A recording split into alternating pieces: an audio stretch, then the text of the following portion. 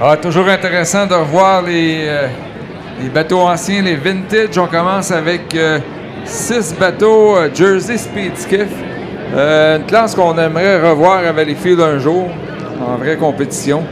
On espère que dans le futur, on va revoir les... Mais pour l'instant, on les a dans les vintage. Si je ne me rappelle pas de la dernière présence ici, on avait eu un terrible accident là, impliquant notamment Kelly Shane qui était copilote. Elle s'était fracturé quelques os dans le dos. Ah, le premier à passer, c'est Ken Gallup dans le Disorderly Conduct, le GS9. On a aussi le Mean Streaker, le GS20 avec Nate Slotiak. Ça, c'est le GS20. Je passe devant nous le... C'est le Mean Streaker. Oui, le 603 qu'on a vu. Oswego 2 de Len Finethy. Alors, c'est tous des noms qu'on n'a pas vus dans le passé dans les vraies compétitions. C'est des types qui achètent ces embarcations pour faire des exhibitions. Et on sait que c'est des bateaux avec des coques complètement différentes, au fond concave, habituellement propulsés par des moteurs de 305 pouces cubes. Pour la petite histoire qu'on aime beaucoup, c'était des bateaux utilisés dans la prohibition. Donc, c'est les cales avec des caisses d'alcool. Ah, on a 2 GS9. Oui. Aussi, le Papa's Bundle de John Gast. Donc, un bateau blanc numéro 9 et un bateau rouge numéro 9. Le 77, Zippy Pickle, Brian de Clopper. Et on a aussi le Flying Eye, qui est un bateau qui existe toujours dans les Jersey Speed Skiff. Mais là, c'est Bill de Clopper qui conduit.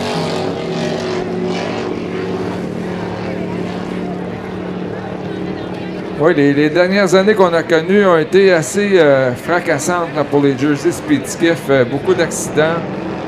Et on se souvient que la cage s'était rabattue sur le dos de Kelly Shane, mais qui, heureusement, s'en était tiré. Mais on avait mis beaucoup de temps pour la retirer de l'embarcation. Également, Denis, le Code Red, là, qui du côté du Parc Sauvé, s'était fracassé en deux. On a coulé au fond. Donc ça, c'est des souvenirs qu'on essaie d'oublier.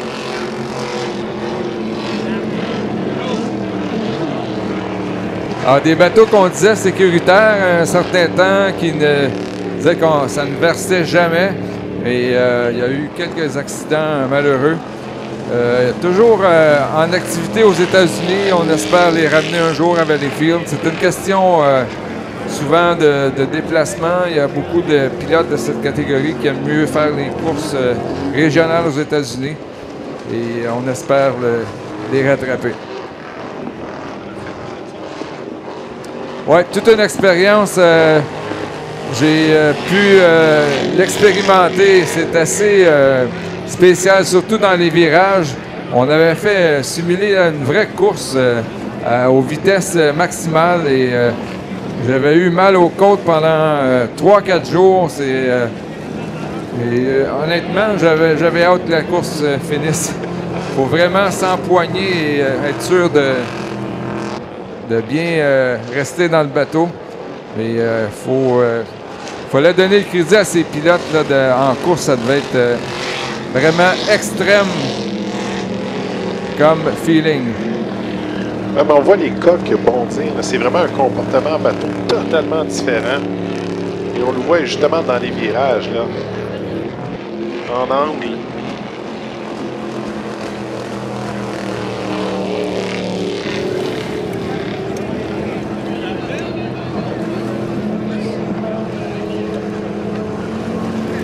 Alors, les bras dans les airs. Qui conduit, on ne sait pas.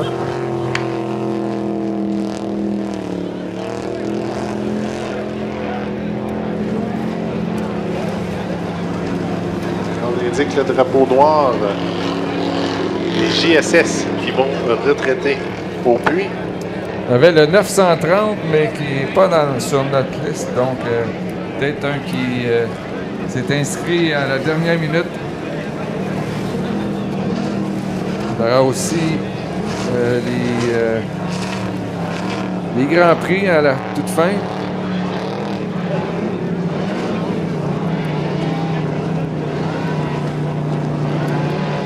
Ainsi que des bateaux de classe 2,5 litres et 5 litres. Autrefois le 360 qui vont être les prochains sur le parcours.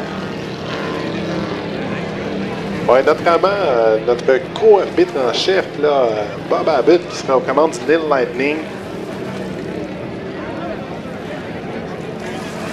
Oui, qui a pris un kart et qui s'est rendu dans les puits pour conduire son bateau vintage. On sait que son fils Jonathan a conduit jusqu'à l'an passé et qui est maintenant arbitre en compagnie de Bob Abbott.